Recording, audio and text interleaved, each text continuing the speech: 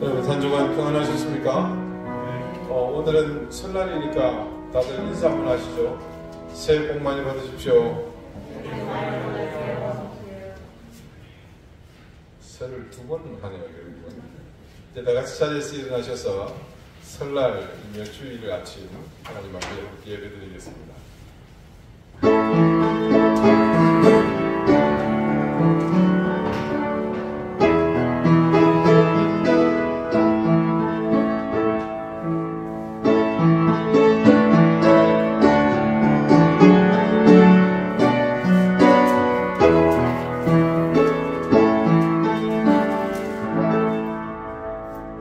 여호와여, 신중에 주와 같은 자가 누구니까? 주와 같이 거룩함으로 영광스러우며 찬송할 만한 위엄이 있으며 기이한 일을 행하는 자가 누구니까? 주의 인자하심으로 주께서 구속하신 백성을 인도하시되 주의 힘으로 그들을 주의 거룩한 처소에 들어가게 하시나이다. 아멘. 거룩하신 여호와 하나님, 아버지께서 우리에게 주신 이 거룩한 예배에 주의 자녀된 우리가 기쁨과 소망을 담아 경배와 찬양을 드립니다. 우리를 위해 구주로 오신 그리스도 예수님의 거룩한 희생을 감사하며 영광의 찬송을 올립니다. 이 시간 우리 가운데 함께 하심으로 우리를 더욱 진실된 예배자가 되게 하시는 성령님의 역사와 인도하심에 감사와 찬양을 드립니다. 성부, 성자, 성령으로 하나 되신 우리 하나님께 세세 무궁토록 영광을 올려드리오니 기쁘게 받아주십시오. 이 거룩한 예배의 자리에 흑암의 역사는 물러가게 하시고 아버지 하나님의 온전케 하시며 구별되게 하시는 은혜와 소명이 넘쳐나기를 구하옵나이다. 예수 그리스도 이름으로 기원하옵나이다. 아멘. 찬송 1장 함께 찬송하겠습니다.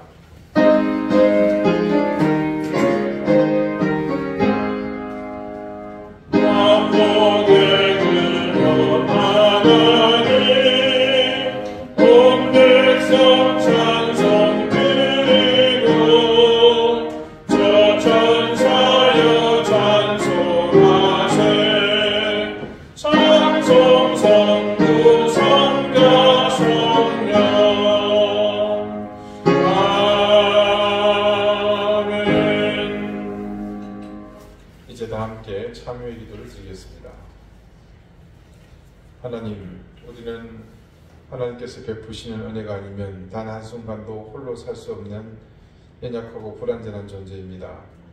목자이신 주님의 손길이 없으면 이 절벽 끝과 같은 길에서 한 발짝 더 앞으로 나갈 수 없는 무능한 존재입니다. 그런데도 우리는 그 사실을 까맣게 잊어버리고 여전히 주님의 손길을 외면하고서 파멸과 절망의 길을 향해 당당하게 나갔습니다. 그 길이 형통하고 길이 평탄하여 주저없이 달려갔습니다. 내가 할 수 있다는 자만에 빠져 악한 영의 유혹에 이끌려 주님이 계시지 않는 곳으로 내달렸습니다. 잠깐의 만족에 크게 기뻐했지만 그 기쁨은 잠시. 우리는 다시 더 큰 욕망을 이루기 위해 주님을 등지는 삶을 선택했습니다. 주님, 더 이상 나가지 않게 해주십시오. 이미 많이 떠나왔습니다. 돌아갈 길을 기억하고 있을 때 돌아갈 수 있게 해주십시오. 우리 기억 속에 남아있는 그 돌아가야 할 길에 대한 기억마저 소멸되기 전에 다시 주님의 품으로 돌아가게 해주십시오. 죄는 그 모양마저 버리고 어떤 명분과 당위성이 있어도 주님이 아니시라면 미련을 갖지 않게 해주십시오. 이제는 하나님과 나만이 아는 은밀한 죄를 생각하며 계속해서 침묵 가운데 참여의 기도를 드립니다.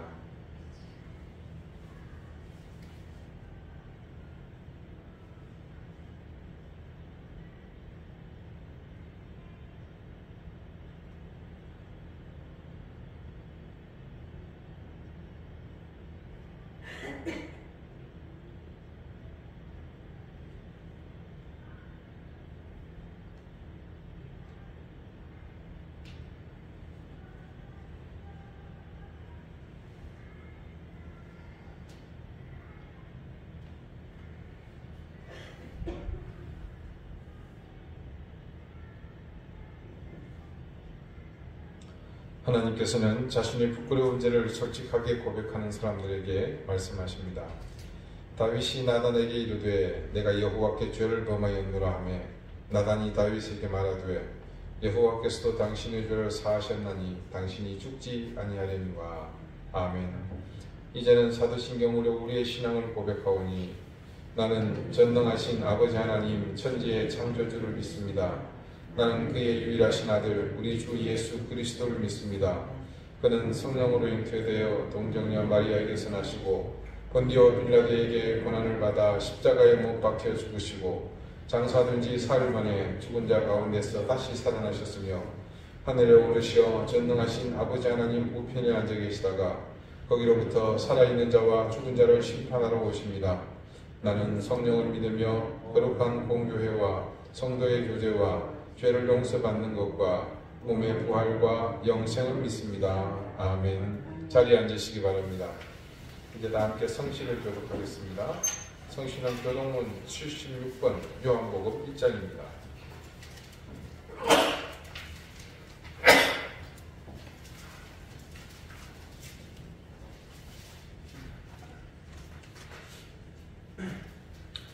태초에 말씀이 계시니라. 이 말씀이 하나님과 함께 계셨으니 이 말씀은 곧 하나님이시라.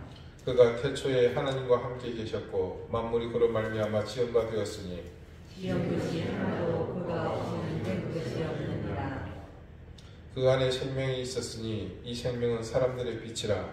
빛이 없는데 빛이 되어 어둠이 깨닫지 못하더라. 참 빛 곧 세상에 와서 각 사람에게 비추는 빛이 있으나니 그가 세상에 계셔서 세상은 그로 말미암아 지은 바 되었으되 세상이 그를 알지 못하였고 자기 땅에 오매 자기 백성이 영접하지 아니하였으나 영접하는 자라 곧 그 이름을 믿는 자들에게는 하나님의 자녀가 되는 권세를 주셨으니 이는 혈통으로나 육정으로나 사람의 뜻으로 나지 아니하고 오직 하나님의 뜻으로 떠난 자들이니라. 말씀이 육신이 되어 우리 가운데 거하심에 우리가 그의 영광을 보니 아버지와 생사의 영광이요 은혜와 진리가 충만하더라. 아멘. 기도드리겠습니다. 설날 아침의 기쁨이 오늘 예배를 통해 배가 되기 바랍니다. 세상의 기쁨이 하나님을 보는 것에서 시작하는 이 명절이 더욱 감사하고 은혜롭습니다. 우리 사랑하는 이등교회의 교우들이 이 아침이 더욱 행복하고 은혜로운 아침 되게 해주시고 그 행복과 은혜로움이 이 예배 가운데 깊이 가열되게 해주십시오. 우리의 오감을 감싸는 모든 감각들이 깨어나 하나님을 향해 온전히 열리게 하시고 우리의 마음과 영이 하나님을 향해 굳건히 고정되게 해주십시오. 세상의 유혹에 흔들림이 없게 하시고 탐욕에 물들지 않게 하시며 우리의 약함을 주님께 의지하며 내가 아닌 주님의 힘으로 더욱 강하게 해주시기를 구합니다. 2023년을 시작하며 익숙치 않았던 모든 걸음이 이제는 중심을 향하는 무게 있는 걸음이 되게 하시고 답습하며 당연하다 여기는 것들에서 더 고민하며 하나님의 뜻을 품들여 나가는 삶이 되게 해주십시오. 하나님, 이 땅을 불쌍히 여겨주십시오. 분열과 다툼으로 우리를 내모는 악한 영의 힘을 꺾어주시고 우리를 건져주십시오. 당장에 내전이 일어난다 해도 전혀 의식하지 않을 이 땅의 갈라짐에 종지부를 짓게 하시고 우리의 수치스러운 민족성을 버리고 더욱 성숙하게 연합을 이루는 민족 되게 해주십시오. 특히 하나님의 자녀된 우리에게는 세상을 감당해야 하는 더 무거운 책임이 있음을 늘 기억하며 오늘 우리의 눈앞에 펼쳐진 이 모든 상황에 가장 앞장서 솔선하는 삶을 살게 해주십시오. 세상을 두려워하지 않게 하시며 악한 영들의 머리를 밟고 승리하는 자녀 되게 하시고 내 자신의 약함을 부인하고 오만한 삶의 태도를 버리도록 인도해 주십시오. 우리가 세상의 교회로 하나님의 자녀로 세워짐을 망각하지 않게 하시며 세상을 향해 이웃과 친지를 향해 하나님의 살아계심을 바라보는 통로로서의 삶에 최선을 다하게 하시고 우리의 선한 양심이 늘 그들의 생각에 영향을 끼치는 강력한 힘이 되게 하셔서 우리가 변혁의 중심에 항상 설 수 있게 해주십시오. 전쟁의 소식이 속히 그치기를 간절히 구합니다. 1년 가까이 지속된 이 사륙의 전장이 속히 평화가 임하게 하시고 인간의 부질없는 욕망이 세상에 발붙일 곳이 없게 해주십시오. 하나님, 그 모든 일의 중심에 있는 자가 하루속히 제거되게 하시고 그래서 그 땅에 명분 없는 전쟁이 속히 그치게 하소서. 주님, 이태원에서 일어난 사고로 혼란스러운 정국이 속히 안정을 찾게 해주십시오.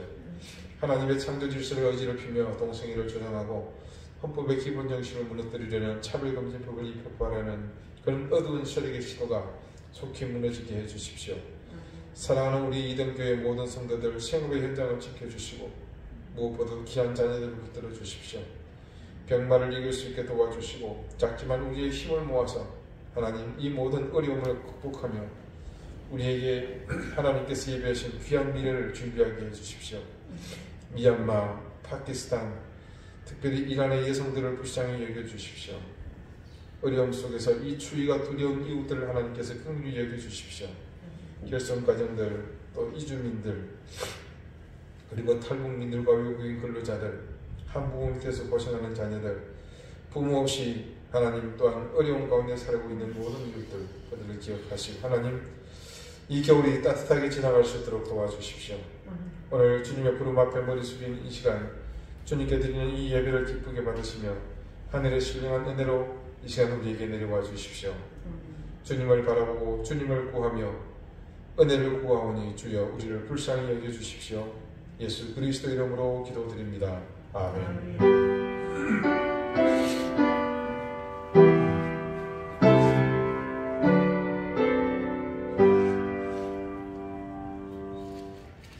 14장 함께 찬송합니다.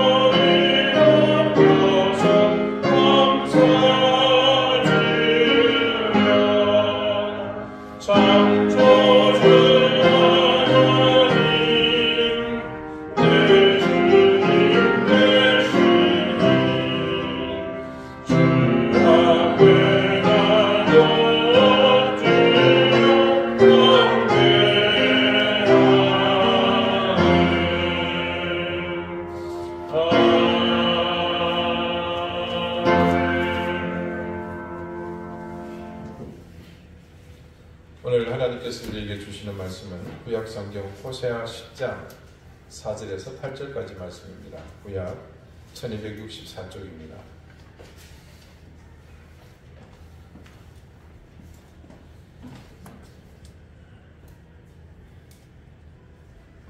호세아 10장 4절에서 8절 말씀을 제가 읽겠습니다. 이제 다 같이 자리에서 일어나 하나님의 말씀을 경청하십시오.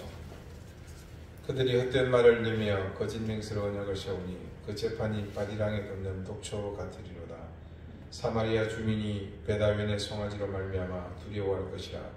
그 백성이 슬퍼하며 그것을 기뻐하던 제사장들도 슬퍼하리니 이는 그의 영광이 떠나감이며 그 송아지는 아수르로 옮겨다가 예물로 야렙 왕에게 드리리니 에브라임은 수치를 받을 것이요 이스라엘은 자기들의 계책을 부끄러워할 것이며 사마리아 왕은 물 위에 있는 거품같이 멸망할 것이며 이스라엘의 죄 곧 아웬의 산당은 파괴되어 가시와 찔레가 그 제단 위에 날 것이니 그때 그들이 산들어 우리를 가리라 할 것이요 작은 산들어 우리 위에 무너지라 하리라. 아멘. 자리에 앉으시기 바랍니다. 하나님께서 말씀으로 우리에게 은혜 주시기를 원합니다. 여러분, 사이다 하면 떠오르는 게 있으십니까? 네. 더운 여름에 냉장된 전문용어로 희야시된 사이다 한 잔 마시면 그 탄산의 청량함으로 인해서 시원함을 느낄 수 있습니다. 이런 현상을 일상에서 답답한 일을 당했을 때 또 속 시원하게 해결할 경우 혹은 억울한 일을 당해서 분통이 터질 때 시원하게 복수했을 때 사이다 이렇게 표현을 합니다. 그래서 소위 사이다 영상, 사이다를 날렸다는 표현이 여러 곳에서 유행처럼 사용되고 있습니다. 유튜브에 사이다라고 검색을 입력하시면 이렇게 누군가에게 속 시원하게 대갚아 주었다라는 어떤 그런 주제의 이야기들이 많이 올라옵니다. 다음은 썰TV라는 아이디를 쓰는 한 유튜버가 올린 그 사이다 썰의 한 내용입니다. 한 젊은 여성의 사연입니다. 우리 집은 아빠의 사업으로 여유가 있는 집안이었으나 회사가 큰 위기로 부도를 맞게 되었습니다. 하루아침에 길거리를 앉은 우리 가족은 반지하로 이사했습니다. 사업 실패 후 아빠는 종일 술만 찾으며 인생을 한탄하셨습니다. 하루는 다 떨어진 술을 사들고 돌아오시는 중 교통사고를 당하셨고 술을 사러 갔다가 당한 거죠. 그렇게 아빠는 세상을 떠났는데 16살인 저는 그렇게 엄마와 이제 단둘이 지내게 되었습니다. 그 뒤 엄마는 저와 함께 살아야 할 생각에 마음을 굳게 먹으셨습니다. 사고로 돌아가신 아빠의 보험금과 합의금이 엄마와 제 앞길에 작은 술통을 틔워줬습니다. 아빠가 남긴 돈으로 조금 나은 집으로 이사했고 엄마는 그때부터 닥치는 대로 일하게 되었습니다. 엄마는 음식 솜씨가 좋으셨습니다. 가정부일을 하실 때도 직접 담근 김치를 다들 맛있다고 하면서 주인이 따로 돈을 주고 구매할 정도였습니다. 그런 자신감을 얻은 어머니는 어느 날 음식 장사를 하시겠다고 했습니다. 저는 당연히 엄마의 결정에 응원하며 해보라고 권했습니다. 엄마는 무슨 음식을 하실지 고민을 하셨습니다. 한참 고민을 하시더니 떡볶이 장사를 해보고 싶다고 하십니다. 엄마는 독특한 양념장으로 떡볶이를 자주 만들어 주셨고 또 새로 만들어서 시범으로 시식해보라고 했습니다. 엄마가 만들어준 떡볶이는 정말로 특이하고 맛있었습니다. 떡볶이의 구매층이 학생들이기에 엄마는 학교 앞길에 길가에 포장마차로 떡볶이를 팔기 시작했습니다. 엄마의 떡볶이는 시중에 파는 것과 달리 독특한 맛이 있어서 금세 인기를 얻었습니다. 날이 갈수록 장사는 잘 되었고 나름 입소문 타고 유명해져 다른 동네에서 떡볶이 사러 오시는 손님들이 많았고 TV 먹방에서도 엄마의 떡볶이를 치지 나올 만큼 소문은 더 커져 먼 지역의 사람들도 맛보러 오셨습니다. 하루 매출도 상상 이상으로 어마어마했으며 그렇게 열심히 번 돈으로 집도 좋은 곳으로 이사했습니다. 고등학교 시절에는 열심히 공부하라며 학원, 과외 비용도 전폭적으로 지원해 주셨습니다. 그리고 엄마는 그런 가운데서도 어려운 이웃을 돕기 위한 기부금에 돈을 아끼지 않으셨습니다. 왜 그렇게 하냐고 물어봤더니 아빠가 어려운 일을 당했을 때 누군가 그때 조금만 도와줬으면 아빠가 힘을 얻어서 재기했을 것이며 그리고 더군다나 그렇게 허망하게 세상을 떠나지도 않았을 것이라며 제가 생각해도 규모가 크게 기부를 하시는 것이었습니다. 저는 엄마의 모습을 보며 존경하는 마음을 갖게 되었고, 그런 엄마에게 실망시켜 드리지 않으려고 열심히 공부해서 인서울 유명대학에 입학했습니다. 엄마는 제 합격 소식에 감격해 하셨고, 아빠 사진을 붙들고는 제 합격 소식을 전했습니다. 저는 경영학을 전공했고, 입학한 후 한눈 팔지 않고 장학금을 매번 받아가며 열심히 공부했습니다. 엄마도 더욱 쉬지 않고 일만 하셨고, 더 많은 돈을 버신 엄마는 그 성과에 값진 결과로 비싼 아파트를 한 채 샀습니다. 그러면서 제게는 이 아파트 너 결혼하면 살 신혼집이라고 하시는 겁니다. 그 와중에도 엄마는 기부하시는 것을 더욱 확대하셨습니다. 기부 정서를 보시면서 엄마는 그것이 인생이 자기에게 주는 상장이랑 똑같은 것이라 하셨습니다. 대학을 우수한 성적으로 졸업했고, 저는 대기업에 당당하게 취직했습니다. 저는 그곳에서 한 남자를 만났습니다. 같은 신입사원으로 일하면서 힘든 일도 같이 하고, 그렇게 서로 호감을 느끼게 되었고, 힘든 시간을 보내며 끈끈한 정이 생긴 그 남자와 어느새 결혼 약속을 하는 사이가 되었습니다. 틈틈이 사귀는 남자에 대해서 엄마에게 상세히 얘기했기에 엄마는 남자친구의 얼굴을 보지 않았지만 모든 것을 알 정도가 되었습니다. 근데 엄마는 걱정이 많으셨습니다. 남자친구의 집에서 자기 딸을 어떻게 생각할지 말입니다. 아빠 없이 큰 딸이 혹시나 밉보이지 않을까, 시집생활을 잘할까 하는 걱정입니다. 남자친구의 엄마는 사회적 기업을 하시는 분이라 엄마처럼 마음이 곱고 따뜻한 분이신 것 같으니 걱정하지 말라고 말씀드렸습니다. 드디어 남자친구의 부모님을 찾아뵙기로 했습니다. 선물도 사고 옷도 골라 입고 남자친구의 집에 갔더니 남자친구의 부모님이 환대해 주셨습니다. 시아버지 될 분은 어렵게 어머니 혼자서 힘든 일을 하시면서 얼마나 고생하셨을까. 그게 딸이 이렇게 훌륭하게 컸으니 얼마나 또 좋으시겠어요. 그러자 시어머니 될 분이 당연히 잘 커야죠. 제대로 된 건물도 아니고 여러 사람 막 지나다니는 길거리에서 떡볶이 장사하면서 키웠는데, 그러니까 더 대단한 거지. 당신 같으면 그렇게 고생하면서 자식 잘 키울 수 있겠어? 고된 일 하면서 이렇게 자식 성공시키는 거 쉽지 않아요. 당신은 무슨 그런 비교를 해요? 내가 어떻게 길거리에서 떡볶이 장사를 한다고. 내가 얼마나 합격을 따지는지 당신도 잘 알잖아요. 떡볶이 장사랑 나랑은 비교도 안 되죠. 난 유망한 사회적 기업가로 우리 아들 훌륭하게 잘 키웠어요. 어머니는 은근슬쩍 우리 엄마를 무시하는 듯한 분위기로 말씀하셨습니다. 그 말에 시아버지는 당황하시면서 헛기침을 내가며 분위기를 무마하시려 했고, 남자친구는 엄마는 장모님보다 더 좋은 환경에서 처음부터 그렇게 시작했으니 장모님이 더 대단하시다고 역성을 들다가 벌써 여자친구 편든다고 한 소리 들었습니다. 남자친구는 편드는 게 어디 있느냐며 엄마 자랑을 더 이어갔습니다. 장모님도 엄마처럼 좋은 일 많이 하셔요. 전부터 꾸준히 기부하셨고 지금도 계속 하신다네요. 기부? 아니 떡볶이 장사에서 기부하실 돈이 되신다니? 뭐 소액 기부는 하시나 보네. 듣다 보니 시어머니의 행동이 좀 당황스러웠습니다. 그래도 짚고 넘어가야겠다 싶어서 정중히 말씀드렸습니다. 저희 엄마 떡볶이 유명해요. 장사도 잘 되고요. 그리고 소액 기부 아닙니다. 욕심 없이 꽤 큰 돈을 항상 기부하셨어요. 앞으로도 그러실 거고요. 분위기가 갑자기 어색했지만 내 자신이 예민한 거로 생각하고 마무리 짓고 예단이며 예물 같은 것은 다음 상견례 때 논의하는 것으로 하고 집으로 돌아왔습니다. 그러나 돌아오는 내내 시어머니의 모습이 마음에 걸렸습니다. 그리고 며칠 후 일하고 있는데 모르는 번호로 전화가 왔습니다. 시어머니 될 사람이었습니다.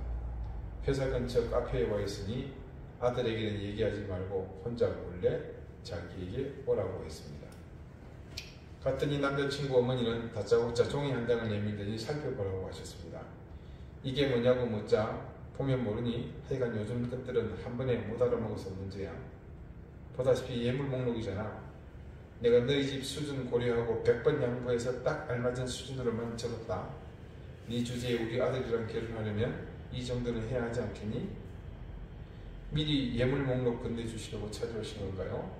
죄송스러운 말씀이지만 예물과 예단은 상견례장에서 얘기하셔도 될 텐데 이렇게 따로 만나서 예물 목록 건네주시니 당황스럽습니다. 그리고 솔직히 제 기준에서는 목록들이 좀 과하기도 하고요. 너는 이 정도로 몸을 사리는 거니? 겨우 이런 배짱으로 우리 아들이랑 결혼하려고 했던 거야? 그리고 이건 얘 아빠랑 아들 모르게 너와 나만 아는 거야. 얘 아빠는 물러터져서 그런지 몰라도 나는 다르다. 내가 우리 아들을 어떻게 키웠는데 겨우 너 따위한테 만족해야겠니? 그리고 난 내 엄마 길거리에서 분식 포장마차 한다고 들었을 때 사돈으로서 구식도 안 맞고 질 떨어지는 거 참고 이해해줬어. 내가 너 좋은 남자 만나서 팔짝 고치려는 속셈 모를 것 같아? 정말 내가 좋게 봐주려고 해도 봐줄 수가 없어. 예수 없는 집안이라는 걸 느끼지 말아야 한다니까. 혹시나 했던 생각은 틀리지 않았습니다. 어머니는 제가 탐탁지 않았지만 가족들에게 티내지 않고 뒤에서 몰래 제게 이 같은 행동을 하신 겁니다. 두 얼굴로 이중적인 행동하는 남자친구의 어머니가 소름 끼쳤습니다. 남자친구 어머니는 당황하여 정신을 못 차리는 제게 한마디 더 보탰습니다. 모두가 예상할 만한 말, 이 예물 목록대로 헤어지든가 아니면 아예 우리 아들하고 헤어지라는 겁니다. 그리고 거기에 대해서 오늘 자신이랑 한 이야기, 아들한테 이르면 각오해라. 시집살이 편하게 하고 싶으면 생각 잘하고 행동해라. 너 그만한 머리는 돌아가지. 그러면서 한 번 더 못을 박습니다. 다시 말하지만 오늘 나랑 한 이야기 떠벌리면 니네 엄마 그 구질구질한 떡볶이 장사 못하게 할 줄 알아. 내가 보기보다 발이 워낙 넓어서 그 정도는 껌이야. 그럼 준비할 줄 알고 상견례 때 보자. 망감이 교차하면서 온몸에 기운이 빠졌습니다. 일찍 조퇴하고 집으로 향했습니다. 딸 결혼한다고 신나서 일하는 엄마를 보면서 왠지 죄책감이 듭니다. 남자친구 어머니의 그런 몰상식한 짓을 보면서 남자친구를 포기하지 못하겠다는 생각을 하는 나 자신이 너무 한심스러웠습니다.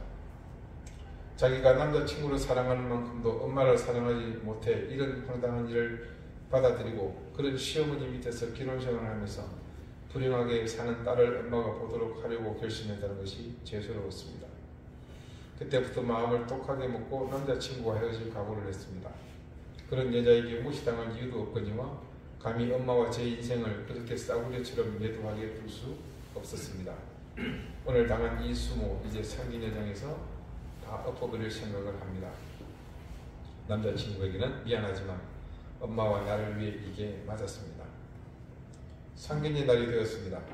엄마는 잔뜩 신경을 써서 단장하시고 상견례장에 나갔습니다. 시아버지는 우리 엄마를 보시더니 침이 마르게 칭찬하시면서 며느리 칭찬도 함께 하셨습니다. 그러면서 며느리가 복덕이니 다른 예물이나 예단은 신경 쓰지 말라고 하셨습니다. 그러나 엄마는 그럴 수 없다면서 뭐라도 해서 보내야 마음이 편하다며 성의껏 준비하겠노라고 대답했습니다. 그 말에 남자친구 엄마는 이중적이게도 가정스러운 표현으로 어머 사부인 딸을 생각하는 마음은 알겠지만 저희는 간소하게 하려 해요. 아시는지 모르겠지만 제가 아주 유명한 사회적 기업 대표거든요. 제 체면이 있는데 화려한 것보다 검소하고 수수하게 진행하는 게 보기에 좋을 것 같아요 라고 말을 하더군요. 저는 그 타이밍을 놓치지 않고 그런 남자친구 어머니에게 웃으며 말했습니다. 정말 그렇게 생각하시나요? 예물 목록은 화려하시던데.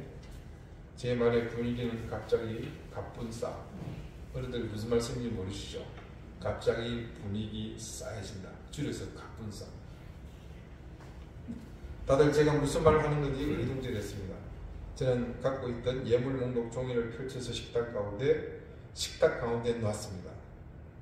어머니께서 당신 몰래 나 불러내서 주신 예물 목록이에요. 이 종이 주시면서 하시던 말씀 기억하시죠? 그때는 제가 미처 경황이 없어서 답을 못 드렸는데 오늘 그 답을 드려야 할 것 같았어요. 갑작스런 제 태도에 남자친구 엄마는 저를 노려보시며 부들부들 거리셨습니다. 지금 이게 뭐 하자는 거니? 지금 나랑 해보자는 거야? 네, 한번 해보려고요. 그 전에 대답 들으셔야죠. 저 당신 아들이랑 결혼 안 합니다. 이깟 예물 준비 못해서 결혼 취소하는 거 아니에요. 말씀 안 드렸지만 우리 엄마 그렇게 무시하시던 떡볶이 장사하시면서 하루도 쉬지 않고 돈 모으셨어요. 그 돈으로 저 대학 보내고 좋은 직장 취직하도록 도와주셨어요. 그리고 우리 집 못 사는 형편도 아니고요. 당신이 생각하는 것보다 더 이상으로 이깟 예물 준비할 수 있는 능력 차고도 넘칩니다. 근데 아무리 생각해봐도 우리 엄마가 당신 같은 사람을 사돈으로 맞이하는 게 아닌 것 같아서요. 그래도 급은 맞아야 하는 거잖아요. 당신은 우리 엄마한테 급이 안 돼. 당신 생각이 참 저렴해서 말이에요. 그리고 아버님은 아세요? 자기도 엄마에 대해서 모르는 것 같은데 저 사람이 얼마나 이중적이고 교활한지 이번 기회에 꼭 좀 알았으면 좋겠어요. 엄마, 나 이 결혼 안 해. 행복하지 않을 결혼이야. 그러니까 더 말 섞을 필요 없어요. 집에 갑시다. 제 이야기를 들은 엄마는 당황해하셨고 남자친구의 아버지는 지금 이게 다 사실이냐고, 사부인이 떡볶이 장사하신다고 업신여긴 거냐고 소리치셨습니다. 남자친구도 엄마의 그런 모습에 자기 엄마를 다그쳤습니다. 그 순간 남자친구의 어머니는 이성을 잃었는지 분을 참지 못하고 저의 머리채를 잡으면서 천황 집구석에서 자란 주제에 뭐가 어쩌고 어째? 니까짓게 우리 아들이랑 결혼을 안 한다고 하면 내가 무수할 것 같아? 너 같은 거 아니면 우리 아들 더 좋은 집안에 장가갈 수 있어. 주제를 알면 알아서 끼어야지. 이게 어디서 싸가지 없이 굴어. 저를 향해 날카롭게 소리 지르면서 머리채를 잡은 남자친구 어머니를 남자친구 아버지가 급하게 뜯어말리셨습니다. 그때 곁에서 놀라 멍하게 지켜보시던 엄마가 물잔에 든 물을 남자친구 어머니 얼굴에 뿌렸습니다. 그리고 그 여자를 밀치며 내게서 떼어놓으셨습니다. 어디서 함부로 감히 내 딸을 건드려. 그래, 나 떡볶이 장사한다. 그게 뭐 어때서? 네가 무시하는 그 떡볶이 팔아서 집도 사고 기부도 하면서 내 딸 남부럽지 않게 키웠어. 내가 하는 일이 네가 보기에는 무서울지 몰라도 우리 집안 네가 생각하는 만큼 형편없지 않다고. 기왕 내 딸 네 아들하고 결혼하는 거 이제 내가 반대야. 절대 허락 못해. 엄마는 그렇게 씩씩거리며 제 손을 잡고 집에 가자며 급히 나가시다 누군가 부딪혔습니다. 어머, 여기서도 뵙네요. 식사로 오셨나봐요. 방금 살짝 부딪힌 분은 엄마에게 인사를 하며 우리가 있던 룸을 한번 살짝 살펴보시더니 남자친구의 어머니를 보고 말했습니다. 어머, 넌 여기 왜 있니? 둘이 서로 아는 사이였어요? 하고 말씀하시며 남자친구 어머니와 우리 엄마를 번갈아 보셨습니다. 그러자 그 말을 들은 남자친구의 어머니는 소리 질렀습니다. 저런 거지같은 집구석이랑 알길 뭘 알아. 내 아들이랑 결혼해서 팔자 피우게 했던 년 집안이야. 이 말을 들은 그분은 당황해 하시면서 남자친구 어머니에 다가가 조용히 말씀하셨습니다. 무슨 소리야, 거지라니. 너 저분이 누군지 모르고 있었던 거니? 뭐 누구기 누구야. 떡볶이 장사를 하는 주제지. 야 이년아, 입 다물어. 저분이 어떤 분이냐 아닌 하고 떠들어. 내가 너 때문에 정말 미친다. 이번에 너희 기업에 엄청난 기부금 투자하실 분이라고. 뭐? 그럼 이번에 네가 소개한 그 억대 기부자가 저 여자라고? 그래 이거사. 아니 떡볶이 장사하는 사람이 억대를 기부한다고? 남자친구 엄마는 넋이 나간 표정으로 바뀌더니 이제 사태를 파악했는지 우리 엄마를 바라보셨어요. 엄마는 남자친구 엄마를 한번 쳐다보시다가 앞에 있는 그 아주머니에게 말씀하셨습니다. 아니요, 저는 이제 그 많은 돈 기부하고 투자할 마음 없습니다. 소개받은 대로 좋은 사회적 기업이라고 생각해서 크게 투자를 했어요. 그런데 대표라는 사람이 저 모양으로 참 형편없네요. 마음이 거지처럼 가난한 사람이 운영하는 기업에 제 돈 투자 못합니다. 남자친구와는 그렇게 결별하고 이후로 저는 엄마의 장사를 더욱 확장해서 사업으로 일으켰습니다. 남자친구는 끝없이 사과하면서 자기 엄마와는 의절하겠으니 자신과 결혼하자고 졸랐지만 천륜을 어찌 거스르겠습니까? 결국 보게 될 테니 여기서 접는 게 낫다고 생각했습니다. 남자친구의 엄마도 문자를 보내고 선물도 보내면서 싹싹 빌고 또 빌었지만 소용없었습니다. 심지어 나중에 나를 찾아와서는 결혼을 안 해도 좋으니 엄마를 설득해서 투자만큼은 꼭 해주십사 설득해달라는 어처구니 없는 부탁까지 했습니다. 그 아주머니를 통해 알고 봤더니 투자받을 거 예상하고 다른 계획을 많이 세운 모양입니다.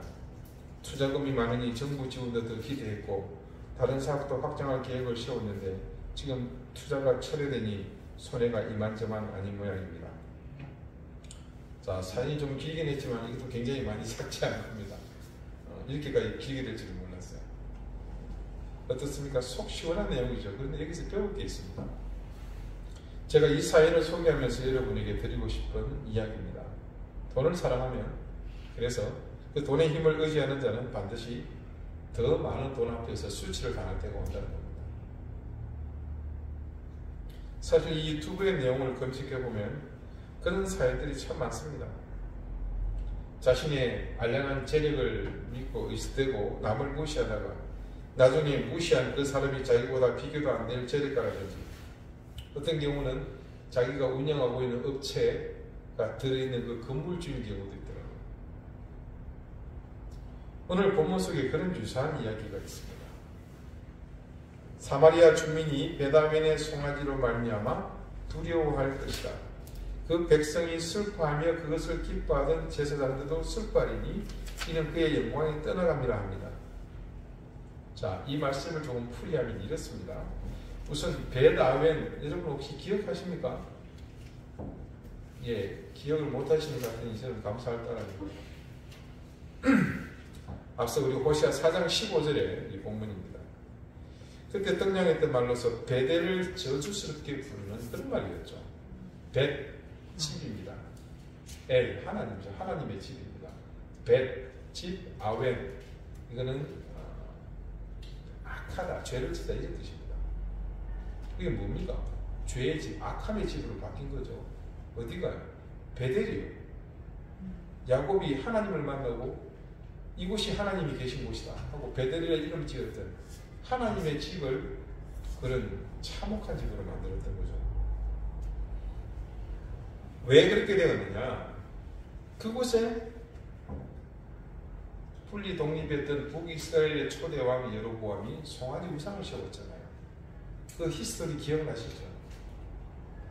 예루살렘으로 바리바리 싸들고 가는 그 막고장, 송아지 형상을 만들어 놓고 이게 여호와라고. 그래서 그 베델의 이름이 벳아웬으로 불렸던 겁니다.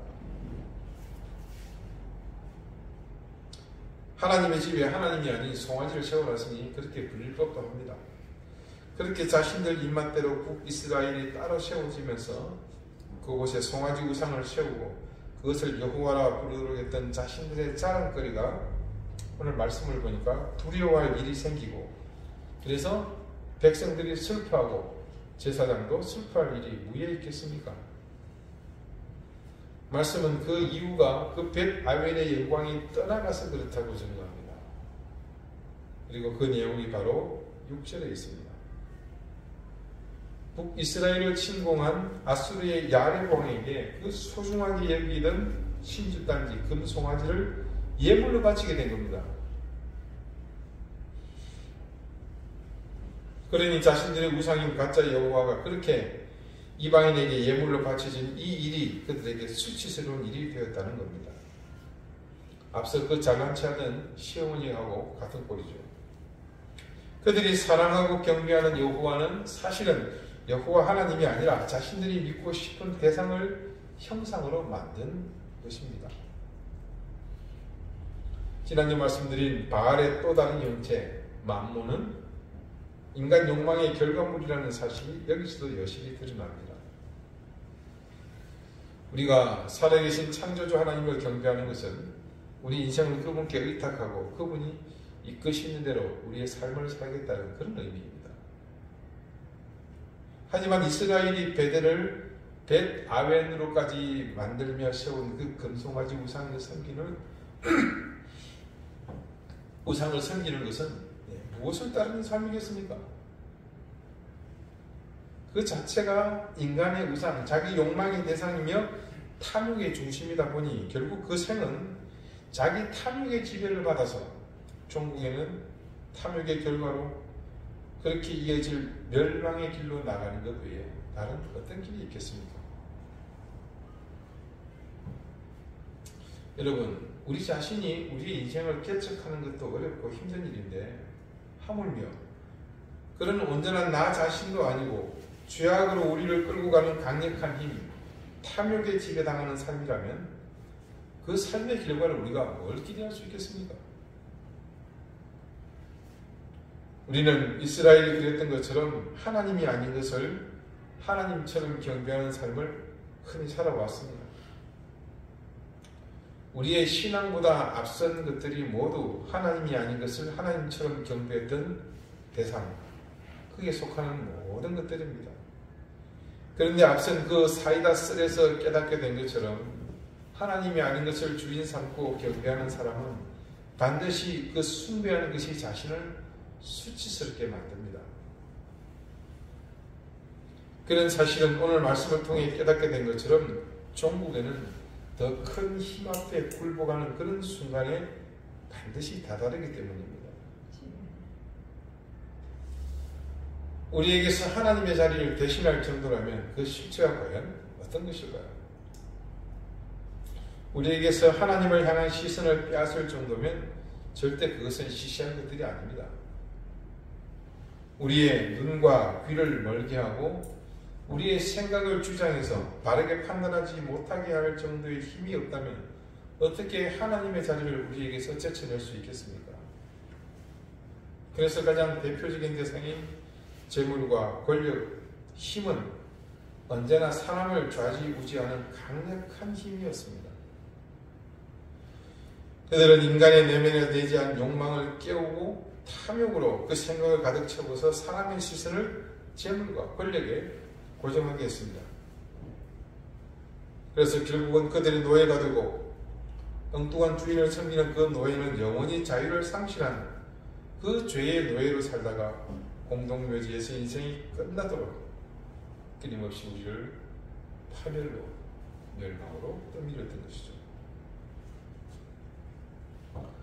하나님이 다스리고 인도하시는 인생과 하나님을 떠나 다른 것에 이끌려 사는 인생의 결국이 어떻게 똑같을 수 있겠습니까?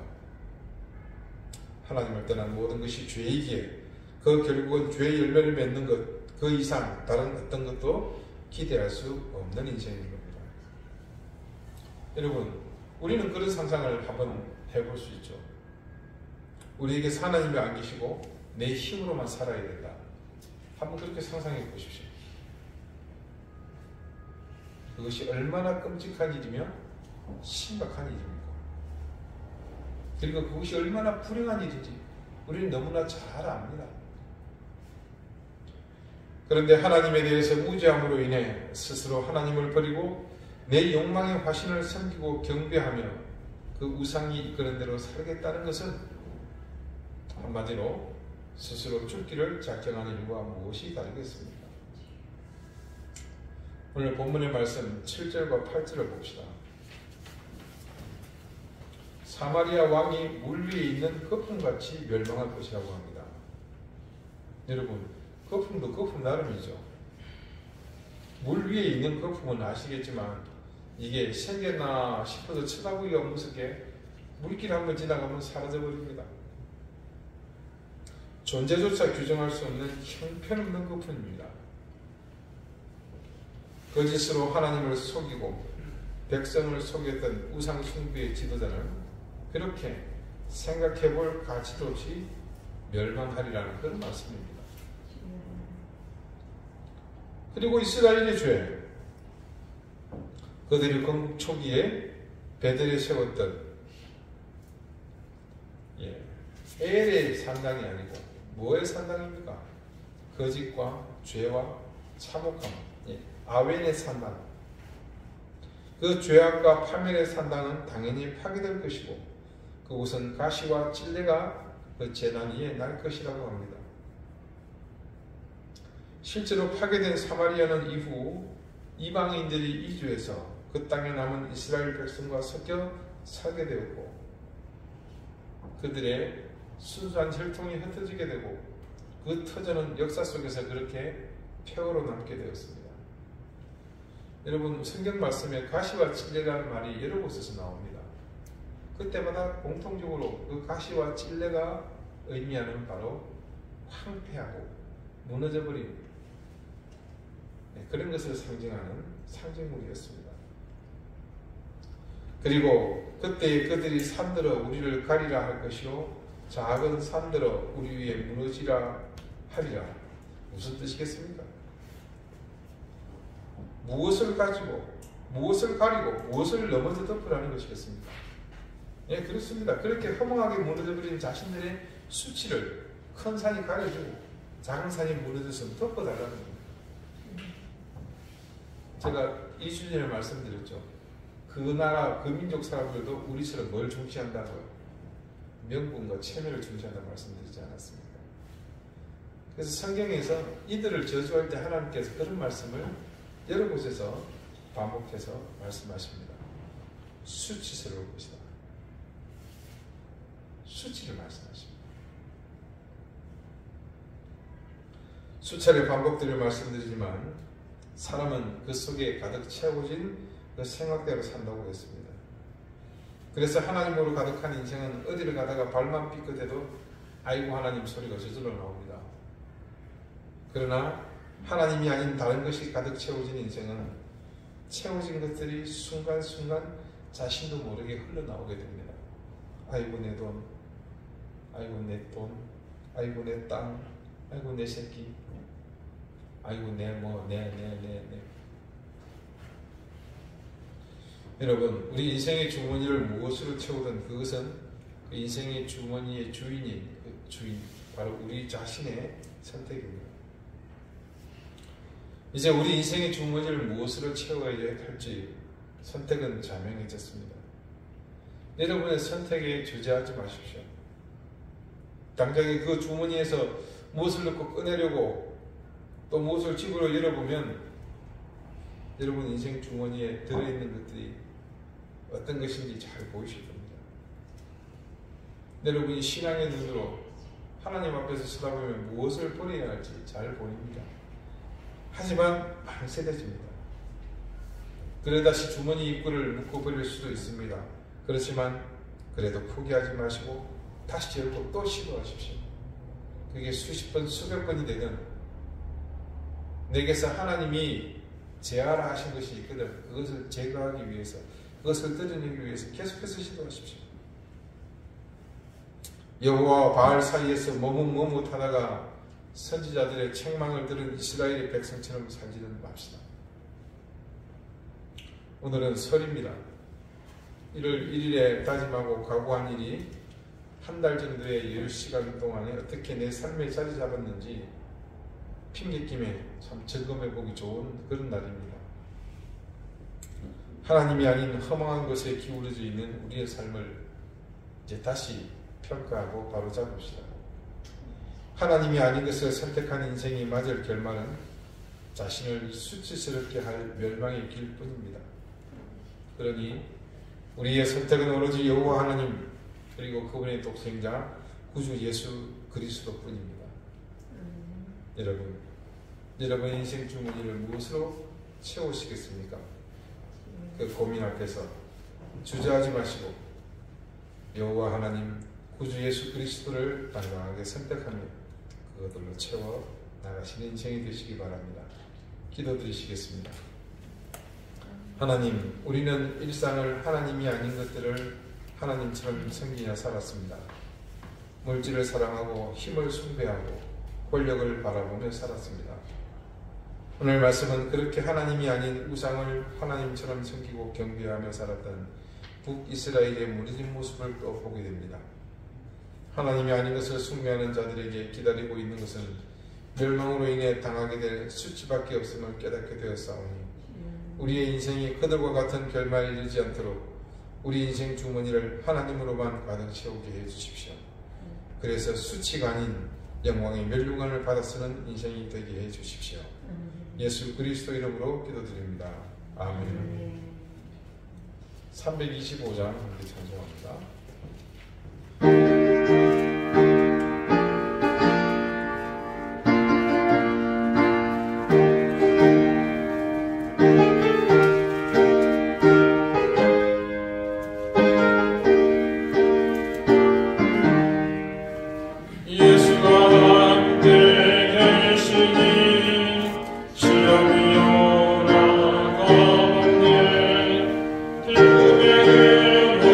내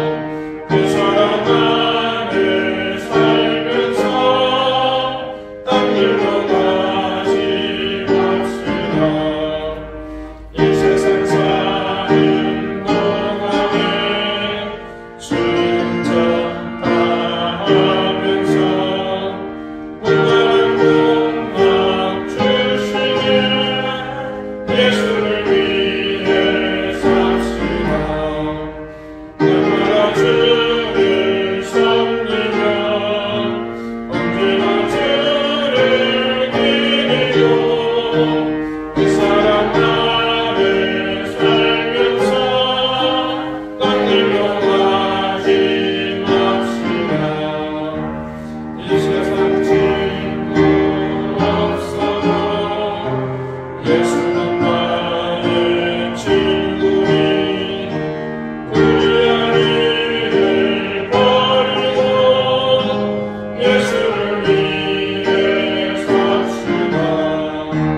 날마다 주를 섬기며 언제나 주를 기리고 그 사랑 아래 살면서 딴 길로 가지 맙시다. 주께 상심하실 때 잘했다 칭찬하리니 이러한 상급 받도록 예수를 위해 삽시다. 날마다 주를 섬기며 언제나 주를 기리고 그 사랑 아래 살면서 딴 길로 가지 맙시다. 자비로우신 하나님, 하나님의 은혜와 사랑을 감사드립니다. 하나님께서 우리에게 귀한 생명을 주시고 사랑하는 가족과 우리가 살아갈 인생의 모든 것을 주셨음을 믿습니다. 오늘 주 앞에 나온 사랑하는 주의 자녀들이 하나님 주신 것 중 일부를 구별하여 하나님 앞에 드립니다. 모든 것이 하나님의 것임을 고백하는 마음을 담아 드리오니 하나님 기쁘게 받아주시고 드린 손길을 기억하사 하늘의 신령한 은혜와 땅의 기름진 복을 넘치게 더해 주십시오. 가정의 평강을 주시고 생업의 복을 더하시며 사랑하는 자녀손이 큰 은혜를 누리도록 하나님 선한 손길로 붙잡아 주시옵소서. 감사드리며 예수 그리스도 이름으로 기도하옵나이다. 아멘. 교회 소식 알려드립니다. 특별한 내용은 없고요. 지난번처럼 남성 성숙자만 이걸 제주부터 시작되는 걸 기억하시기 바랍니다. 연말 영상을 위한 기부금 납입증명이 필요한 분은 저희 신청하시면 되겠습니다. 다시 한번 여러분 설 잘 보내시고 또 주일날 뵙도록 하겠습니다. 다 같이 자리에서 일어나셔서 앞뒤 자고 계신 분들과 다른 인사를 나누겠습니다. 54장 함께 찬송합니다.